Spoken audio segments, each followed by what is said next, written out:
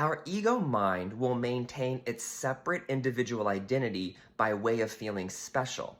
It will use feeling special in two polarities, either through pride or through shame and being a victim. So oftentimes we can kind of feel like I'm especially victimized because I have anxiety or I have depression or I'm an addict or I had this life circumstance that was traumatic as a childhood or I was abused. We can often take these really negative experiences in our life, make them our identity, and feel especially flawed or defected from it. And that's something we want to be mindful of, because that's the ego using pain and suffering to maintain its victim identity, which is, if you're a victim, you're separate from others. So that's how we maintain an individual separate identity. And oftentimes the ego is going to look at shame and think the solution is pride. Those are two sides of the same coin.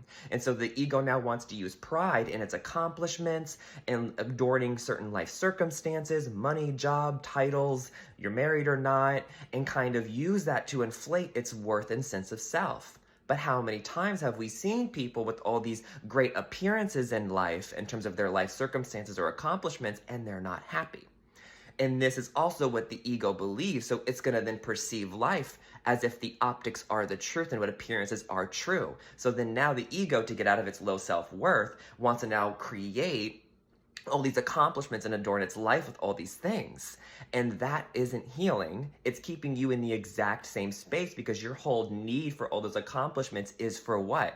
To fill the shame you have. So it's not about seeking things outside of us as the solution. It's about undoing the story inside of us. So then we are unlearning shame instead of trying to keep the shame and then try to find the pride as well. And so you just want to learn how to catch yourself in this and learn to forgive how your own ego, or the ego, is maintaining separate existence in your consciousness by having all of these reasons and things to focus on.